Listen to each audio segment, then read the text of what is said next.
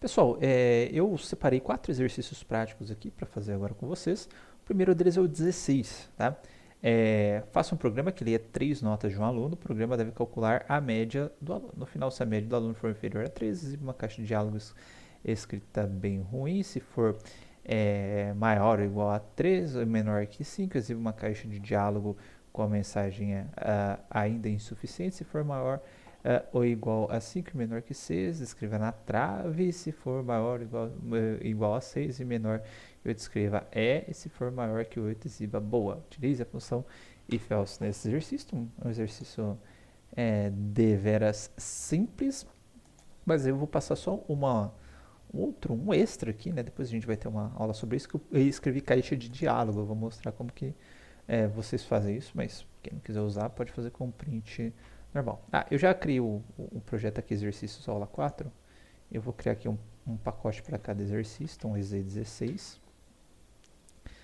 Dentro do EZ16 eu vou criar uma nova classe, que vai ser a principal.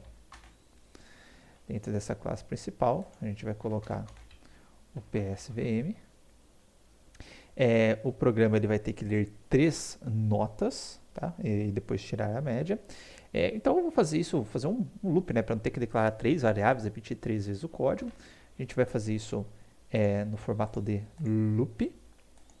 Então a primeira coisa, para eu poder ler, vou ter que declarar um scanner, criar um objeto tipo scanner, teclado igual new scanner, system in. Vou criar uma variável, ou melhor, vou importar o scanner, né? Ctrl Shift I primeiro. Vou criar uma variável aqui para armazenar a nota. Inicialmente ela vai ser 0. Aí eu vou fazer um while, tá? Enquanto um contador aqui for menor que 3, e aí antes disso, né, vamos declarar o contador. Então, int contador igual a 0. Contador, tá? No final do while, meu contador vai ter que ser incrementado. E dentro do while, o que eu vou fazer? Double nota temp vai ser igual ao teclado next double, ou seja, eu vou ler uma nota que o usuário digitar, vou armazenar dentro dessa nota temp.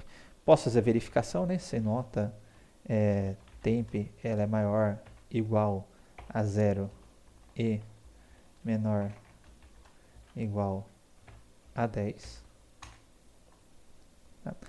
Opa, faltou nota temp aqui. E nota temp for menor ou igual a 10. Aí sim eu vou pegar a minha nota, falar você vai ser mais igual a minha nota temp, certo? E aí eu incremento o contador. Caso contrário, eu vou exibir uma mensagem que ele digitou uma nota inválida e eu vou pedir para ele digitar outra nota. Ou seja, só sai do programa quando ele digitar 3 notas válidas. Então, solte, nota inválida, digite notas de 0 a 10. E no final, a hora que ele sair desse while, eu vou tirar a média. Então, double média igual a minha nota dividido por 3. Nota está como double, já está como double, então não precisa fazer cache. E no final, eu vou dar um salt média mais média. E eu tenho que fazer uma série de ifs para imprimir mensagens na tela, correto? Então vamos lá, exiba uma caixa escrita bem ruim se for inferior a 3. Né? Então eu vou fazer o seguinte, para simplificar meu código, resultado, string resultado igual string vazia, if média menor que 3, resultado vai ser igual, vamos já, bem ruim,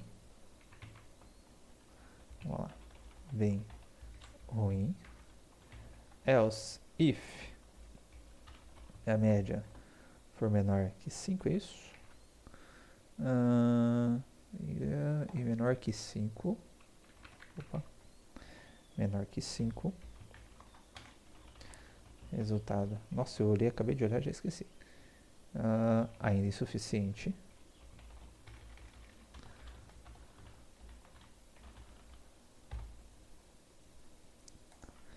else if média menor, vamos ver o que é a média agora, entre 5 e 6, né, menor que 6, a gente coloca aqui resultado igual a trave,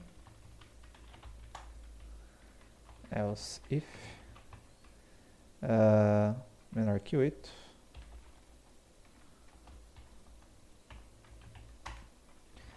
resultado igual olha, não estou nem contente se for menor que 8. Nossa, escrevi menor aí, média. E caso contrário, o resultado vai ser igual a boa.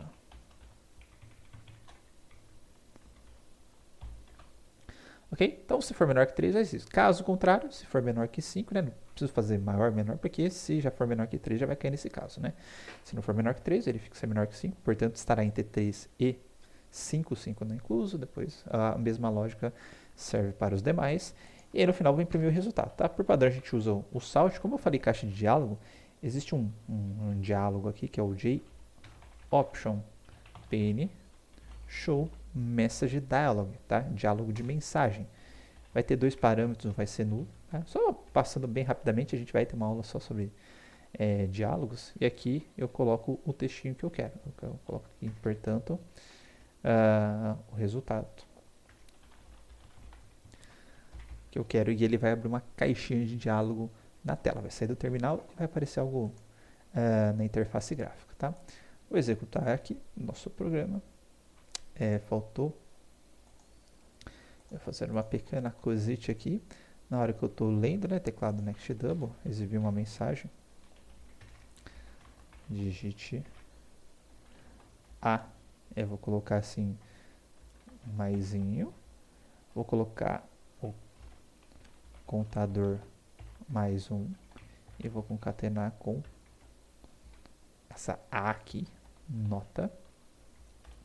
2 pontos. Para aparecer escrito primeira nota, depois segunda nota, terceira nota, e assim por diante. Então, digite a primeira nota, 8, solo do moeda dedicado 9, 10, portanto a média. Quarta nota, menor que 4. Nossa, por que eu fiz menor que 4? São 3 notas, ô imbecil.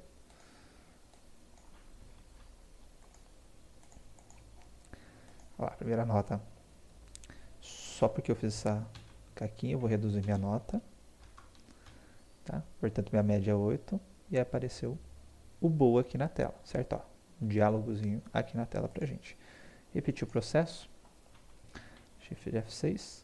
Vou colocar 3, 5, 1. A média é 3, ainda insuficiente. Ok?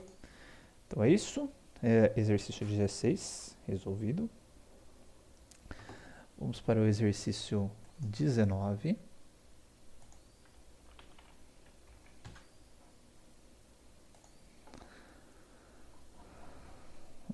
Cria uma classe vendedor, que conterá um campo nome e um campo saldo, que deverá armazenar o saldo total de itens vendidos, tá? Que ele vendeu. Implemente um construtor para a classe vendedor para receber um nome e um saldo inicial.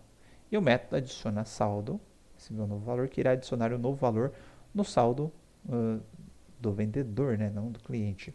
Implemente também os métodos getSet para cada um dos campos. Faça agora um programa que lê o nome de um vendedor e em seguida lê os valores de cada item vendido pelo vendedor atual. Os valores devem ser lidos até que o usuário digite valor menos 1. Após digitar valor menos 1, o sistema deve apresentar o total vendido pelo vendedor até o momento. Em seguida, o programa deve ler o nome de um novo vendedor, seus valores e assim por diante.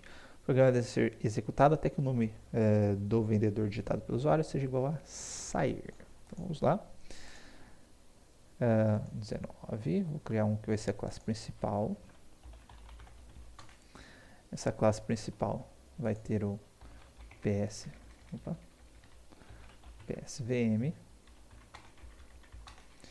Vou também criar uma classe aqui que vai ser a classe do vendedor. O vendedor ele falou que tem um nome, né? Então private string nome. Vai ter um saldo, private double saldo. Vai ter o método consultor, então public vendedor string nome double saldo, this nome igual a nome, this saldo igual a saldo. Ok? Falou para fazer get set também, eu vou fazer por inserção de código. E fica mais rápido. E ele também pediu o método adicionar saldo, né? Então public, precisa retornar alguma coisa na hora que eu adicionei o saldo? Acho que não. Void adiciona saldo, que vai ter aqui um double saldo. Aí eu vou falar que o meu saldo vai ser mais igual ao saldo que está chegando, certo? Sempre vou adicionando saldo no vendedor. Certo? Então, perdão. Dentro do meu programa principal, vou ter que fazer a leitura, né? Então, scanner, teclado igual a new scanner, system in. Vou importar ele. Certo? Vou ter um boolean sair. Isso é igual a false, que eu vou fazer um loop indefinido, né? Não tem um número certo de repetições. Então, quando eu não tenho um número certo de repetições, normalmente a gente utiliza o while, né? Ponto sair for false. E aí, se por acaso o usuário digitar sair, né? Eu saio deste loop. Bom, pedi para ele digitar o nome do vendedor, né? Ele vai começar, então, string nome vai ser igual a teclado ponto next line. E aí, só para aparecer uma mensagem para ele, vai ser digite o nome do vendedor.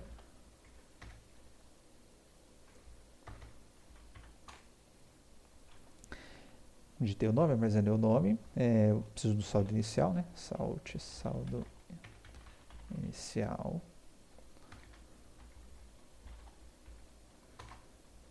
Double saldo inicial ser igual ao teclado ponto next double. Tá? A partir desse momento ele vai criar um vendedor, certo? Então eu vou criar aqui um vendedor igual new vendedor, passando o nome e o saldo inicial para ele. E aí dentro desse while, né, a gente tem que ficar digitando valores. E toda vez que o usuário digitar um valor, ele vai lá e vai acumular nesse vendedor. Estou assumindo que o usuário sempre vai digitar valores válidos, tá? Então, eu vou entrar num boolean aqui, sair2 igual a false, while sair2 for falso.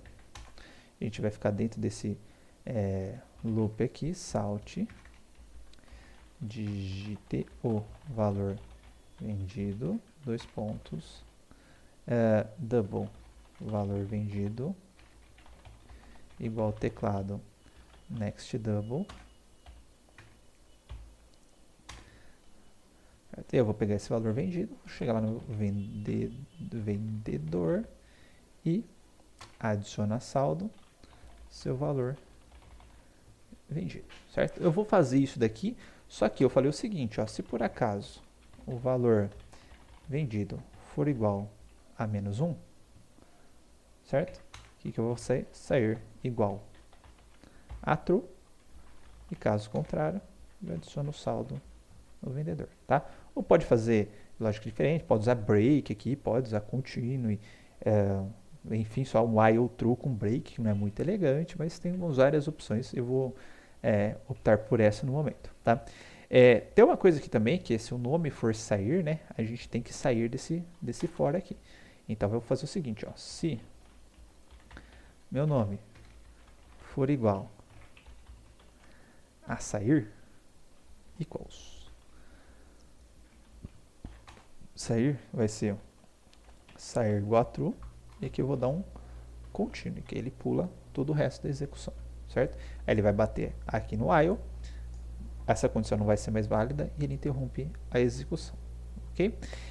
No final, né, a hora que eu digitar o menos 1, além do sair igual a true, eu tenho que fazer o seguinte, eu tenho que exibir o saldo, o status do vendedor, né? Para isso eu vou fazer o seguinte, ó, eu vou implementar o toString,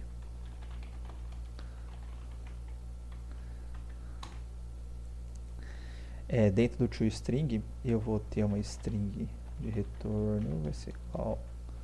String vazia, retorno, mais igual ao nome do vendedor, mais this nome, mais, quebrar um espacinho aqui, quebrar uma linha, perdão, o retorno ser mais igual ao saldo, mais this saldo, opa, escapou um saldo, certo? E no final, um retorno. E a gente vai passar isso para um salt, que eu vou colocar esse salt, vamos ver, fora, tem que ser fora, na hora que eu interromper o vendedor, né? Então tem que ser aqui embaixo mesmo. Salt, vendedor. Eu posso chamar só o toString, lembrando que eu posso passar só o vendedor, que ele já chama o toString automaticamente, correto? Para ver se tá tudo certinho. Já vai ter um certo problema na hora que eu for fazer a outra leitura, né, do toString. Então, deixa eu antecipar o seguinte, que aqui a gente está lendo números, né? Double. A hora que imprimir o dado do vendedor voltar aqui para cima, eu vou ter que ler uma string, né? Aí ele vai pular string. Então aqui embaixo, a hora que eu sair, eu já vou deixar um teclado next line para não correr o risco dele pular depois, certo? Então, executei. Vendedor. Rafael, saldo inicial 50, 10, 20, 30, tem o 60, tem o 110, né? Menos 1, tá? Ó, digitando menos 1 e não está saindo, tá? Quando ocorrer esse tipo de situação, o que nós vamos fazer para tentar identificar o erro, tá? A gente vai colocar um ponto de interrupção aqui, certo? Na onde a gente está tentando entender o porquê que está dando erro, certo? Cliquei na linha, botãozinho vermelho, e aí eu vou depurar esse cara aqui, ó. Então, depurar. Eu continuo tendo o meu console aqui do lado, tá vendo? Console debug, vou colocar lá de novo, ó. Rafael, 50, tá? Digite o valor vendido, digitei 10, certo? Perceba que agora interrompeu minha execução e tá aqui, ó, valor vendido, a condição que eu tenho de análise. Eu descobri agora porque, ó, sair 2, meu filho. Só pensar um pouquinho com calma no código, a gente já descobre onde é que tá o erro. Vamos lá, Rafael, 50, 10, 20, 30, menos 1, agora sim, certo? Rafael, 110, digite o nome do vendedor, Zé, saldo inicial 1, 2, 3, 4, 5, menos 1, temos o saldo inicial aí do Zé, é isso mesmo, e se ele digitar sair, ele sai do meu programa, beleza? Então, com isso matamos o 19. Agora nós vamos para o 23.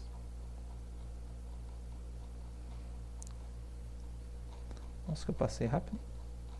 23 eu marquei o C e o D, que esses daqui são bem tranquilinhos de fazer, tá?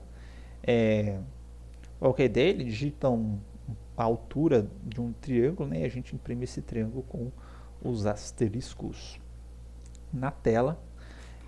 Para isso, para esse exercício, eu sempre gosto de desenhar mesmo os triângulos, para a gente ver o que está acontecendo. E aí eu vou fazer o seguinte, ó, vou abrir o Jamboard.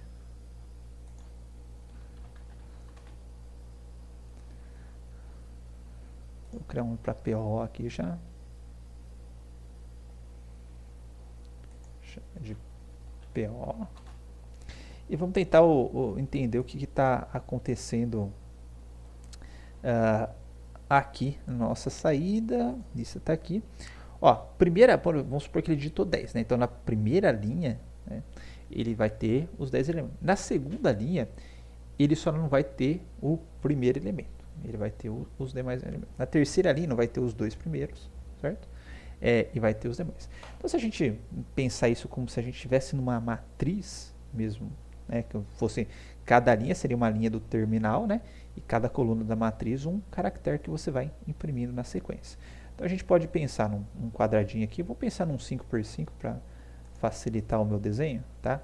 Então vou supor que aqui é uma linha, segunda linha, terceira linha, quarta linha, quinta linha. Aqui primeira coluna, segunda coluna, terceira coluna, quarta coluna, quinta coluna. Então vou circundar aqui. Certo? Portanto, eu vou ter duas estruturas de repetição, né? Uma para percorrer as colunas e outra para percorrer as linhas, né? Então, vamos supor que, então, na minha linha, eu vou ter um for, certo? Vou fazer ambos com for. E vou ter uma variável controladora no for, né? Então, eu vou assumir que quando ela estiver na primeira linha vai ser 0, quando estiver na segunda linha vai ser 1, terceira linha 2, quarta linha 13, aqui é 4. E eu vou ter um outro for que vai percorrendo as colunas, né? Então, quando estiver na primeira coluna 0, 1, 2, 3 e 4. E a gente tem esse desenho aqui, né? Assim, assim, assim, assim. Depois assim.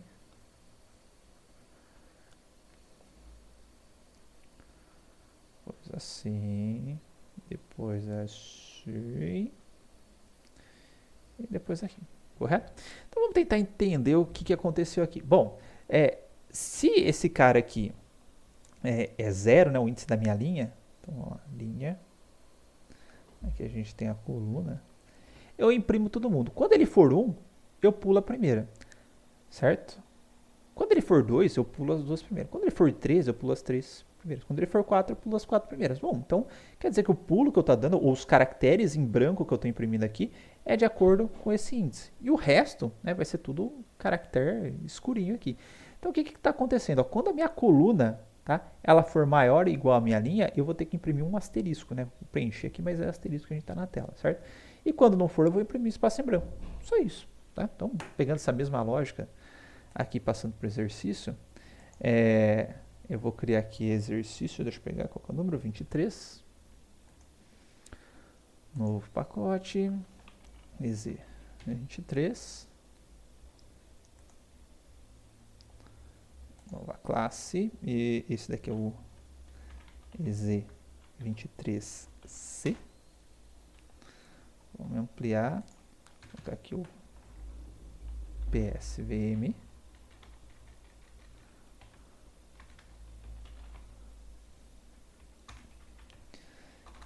Declarar o scanner.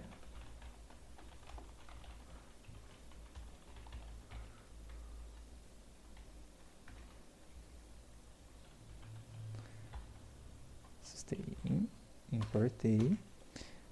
Vou mandar uma mensagem para o usuário, falar digite a altura do triângulo, certo? Int altura igual a teclado ponto next int, certo? Posso fazer if, né? Se altura for maior que 0, né? Então se altura, desculpa, se altura for maior que 0, aí eu vou fazer as devidas impressões, tá? Bom, se a altura for maior que 0, aí eu vou fazer um for, eu vou chamar aqui de linha igual a 0, para ficar igual ao exemplo que eu fiz. Linha vai ter que ser menor que a altura, porque eu estou começando do índice 0, tá? Poderia começar do índice 1 e ser menor ou igual à altura. Linha mais, vou ter um for, esqueci de declarar o int linha, int coluna igual a 0, coluna menor que é um triângulo quadrado, vamos dizer assim, né? O número de uma dimensão dele e da outra são iguais, valores de duas dimensões. Coluna vai também ser menor que a altura que eu defini. E coluna mais. Beleza, e aí a gente vai fazer o if da forma que a gente combinou, né? Se o índice da minha coluna, né, na verdade, da minha coluna, ele for maior ou igual ao índice da linha, a gente vai dar um salt e vai imprimir um asterisco, certo? Caso contrário, a gente vai imprimir o espaço em branco, tá? Para dar noção de vazio e pular o carro para o lado. E ao final de cada linha, né, perceba que eu estou percorrendo esse for interno vai percorrendo as colunas, né? Chegou no final da última, posso percorrer o último item da coluna, né? Eu cheguei no final da minha linha. Aí eu vou quebrar a linha. Então aqui eu vou colocar um salt vazio para ele quebrar a linha. Aí vai entrar na próxima linha, vai percorrendo a coluna e vai imprimindo a coluna. Chegou no final, quebra a linha e assim por diante, tá? Então vamos imprimir aqui para a gente ver. Imprimir não, né? Executar para a gente ver. Estou no 23C. Deixa eu só corrigir que faltou dar um espacinho. Triângulo, 2 pontos. Shift F6. Vou colocar 5, tá? Imprimiu aqui com 5. Shift F6, colocar com 10. Ele está imprimindo aqui com os 10, certo? Aproveitando essa mesma estrutura, eu vou fazer o 23D. Então, EZ é 23D. D não é isso que eu tinha colocado.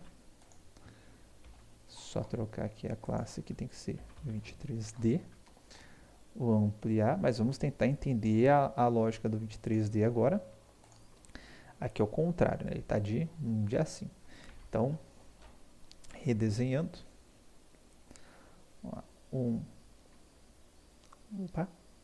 2, 3, 4, 5. 1, 2, 3, 4, 5.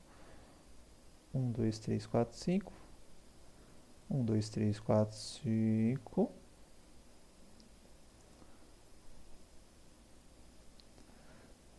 Desenhando aqui bonitinho. Ou não, nem tanto. Colocando os índices, então 0, 1, 2, 3, 4. 0, 1, 2, 3, 4. Só que agora a gente começa de acima. Desta forma, desta forma, desta forma.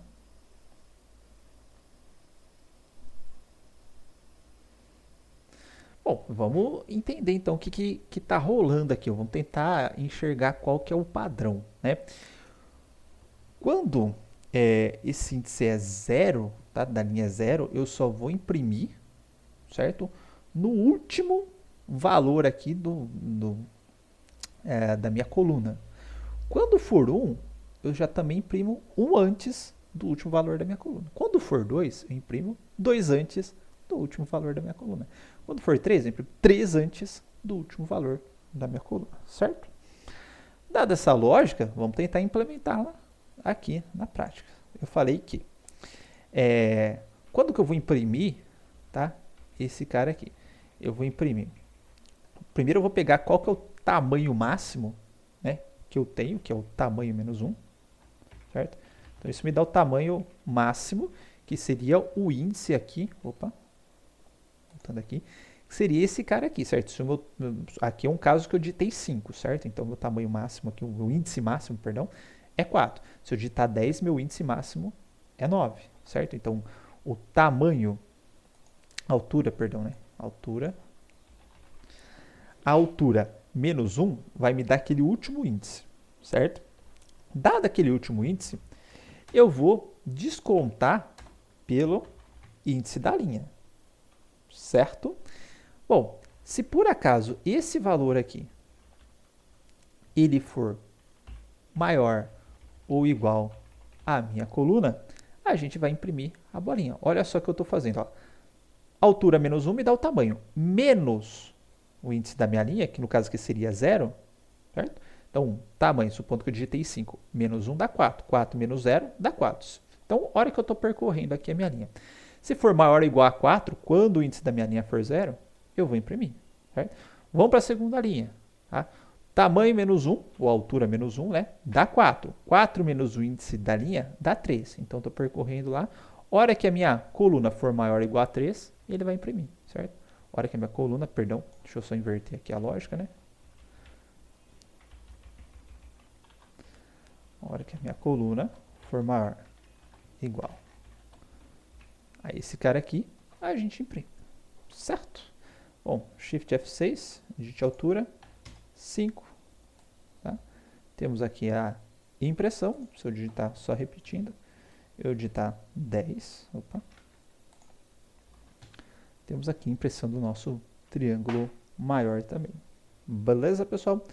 Então, com isso, matamos esse exercício. Ainda está faltando 27. Tá? Esse 27, ele é um pouquinho extenso, tá? É um pouquinho maior, perdão. E aí eu vou fazer ele num vídeo à parte, tá? Vou fazer a parte 2 dos vídeos. Então, até o próximo vídeo.